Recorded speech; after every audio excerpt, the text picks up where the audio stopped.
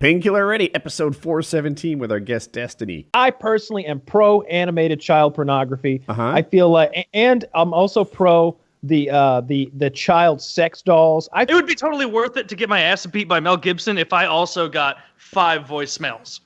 Like from like 5 angry Mel Gibson voicemails. Say it. They all want it. Totally worth it. No, they're not gonna get me this time. Oh, come on! It's been a hot minute since you said it. You were supposed to blow me before the jacuzzi. There it is. And he's right. That's all I'm saying.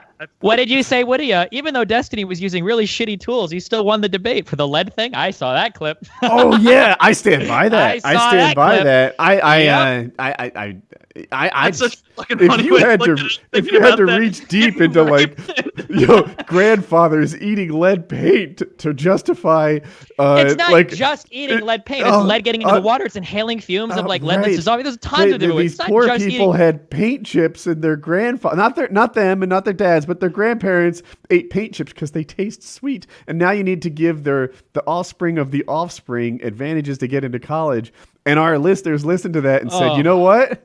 Destiny's right. I'm like, fuck, he's got a gift. All right, we should end politics stuff soon, though, because people are going to want more funny shit. We've been doing more funny shit. I can do this in 30 seconds, okay? Here's what happened, okay? Economist basically looked at, oh, wow, huge trend in murders decreasing. Oh, wow, huge trend in lead paint being used less. That's kind of interesting. He did a lot of digging on the data in the United States, and he found that there was like this perfect like 18 to 20-year correlation between amount of lead used in like gasolines and paints and shit versus like the crime rates. He's like, oh, wow, that's really interesting. This guy was an economist, not a sociologist, so this wasn't his area of expertise, but he suggested this. Nobody gave a fuck, and he's like, oh, okay, well, whatever. So then what the guy did was he collected data from like 20 other countries that all at varying times had lessened their use of lead, and he found this exact same 20-year offset between violent crime and the amount of lead used in society, and it matched with every single other country. And he thought that research was very interesting. Biologically, we know that if we introduce lead into people at early ages, it can cause more aggressive behavior, et cetera, et cetera. So the biological mechanism is understood. The correlation is very strong. I'm not saying it's the only reason people are aggressive. I'm just saying, like, it seemed like pretty convincing to me. There's tons of articles on it.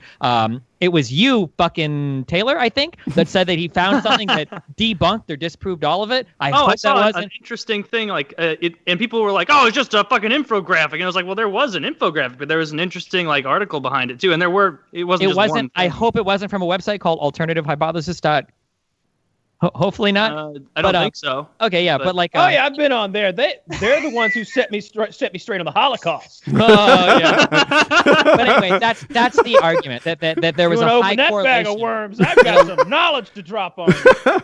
Basically, that it's possible that a lot of people exposed to lead at early ages could exhibit more. And like you see this in some places, like if you look at Flint, that's an extreme example. There's a lot of kids that are going to be mentally retarded for the rest of their fucking lives because of the lead that they were exposed to and consumed in water. This is like permanent brain damage shit. But yeah, that was the only. I'm not saying that excuses people from their actions or that's why everybody is the way they are. But it was something very, very compelling and interesting research to take a look into. Oh, that's the best story ever. Like for me, that's like my first memory of meeting Woody ever. Yeah. It's like he and I at this bar in Boston, and I'm like, hey, you want a drink? And he's like, yeah. What are you having? And I'm like, I'm getting a Maker's Mark Manhattan. He's like, sounds good. And I don't know what it is. I'm like 2 Maker's Mark Manhattans, extra cherries. Guy fucking rolls up with these 2 big ass glasses of fucking Maker's Mark, and that's about it. I don't know, some vermouth or whatever else is in that fucking thing. And Woody goes, like he sips it like he would sip. If the drink is 12 centimeters tall, I maybe drank one of them. Don't think so. He sips it like you would sip scalding coffee, and he's like, So now I have 2 enormous strong drinks, and I'm blitzed because I just finished them both off. And then Kyle, if you want to bookend that, if you have any more videos of women getting hit by cars. Yeah, I linked one there. They aren't women, but they're black, and it's 2 men. It's called 2 Guys Get Hit by Car During a Fight. 3, 2, 1, play. Excuse me, sir. Damn. Was that an accident? No. That was like a gentle push almost. Oh. How do you like it?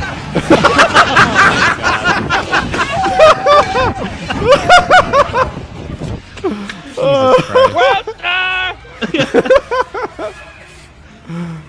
Oh, come on. Car hit.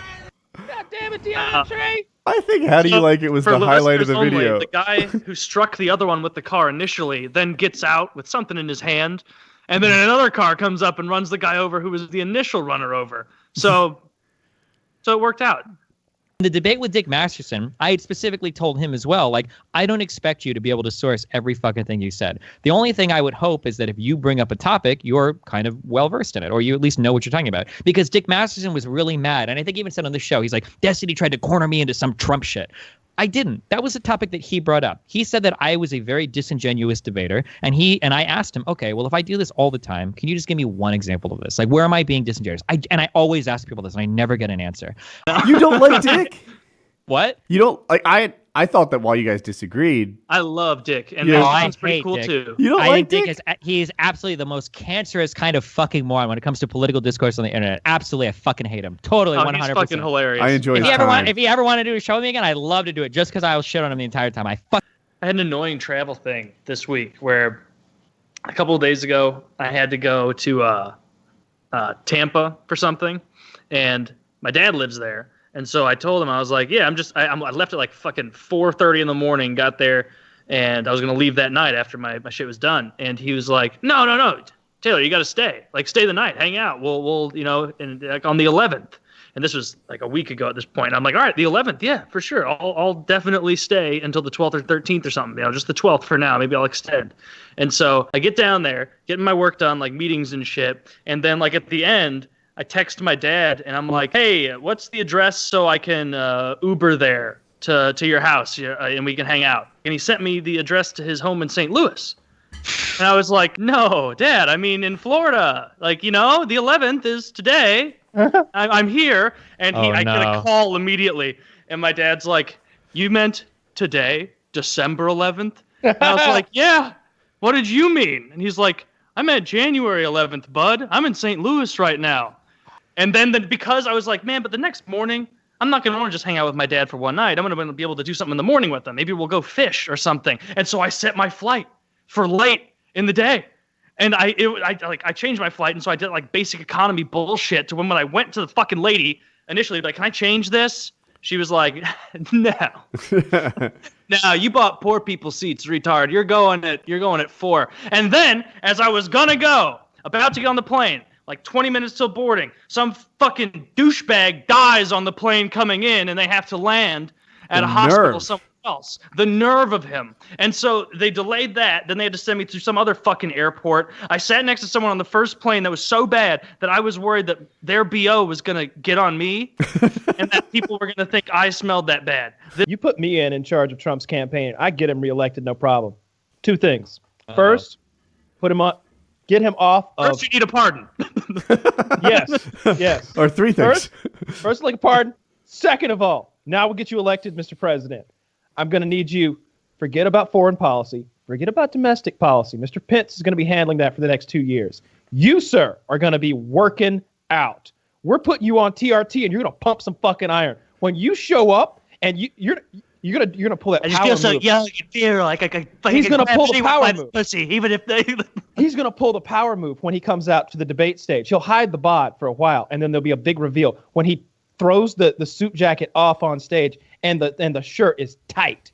Legalize marijuana, and then it's GG. It's GG. It's over. You legalize marijuana. You suck enough of those Bernie bros away. You suck enough of those independents over to the right. You pull.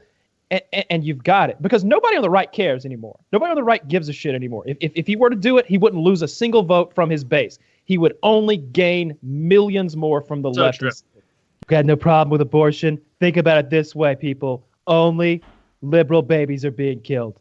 One less liberal baby is a good thing in my eyes. I say I am putting new funding forward for Planned Parenthood. I am giving them $1 trillion. With this new influx of cash, by the year 2040, there will be no more liberals. I am introducing a new late-term abortion law up to 12 years. Bring your 12-year-old piece of shit kid in here. They use one of those cattle guns. Wait. Is the 12-year-old having an abortion, or are we aborting the 12-year-old? We're aborting the 12-year-old. Yeah, you missed that part. That's an extreme late-term abortion, all the way up to the 37th trimester. 37th trimester. All right, it's probably a wrap right there, eh? Yeah, PKA 417.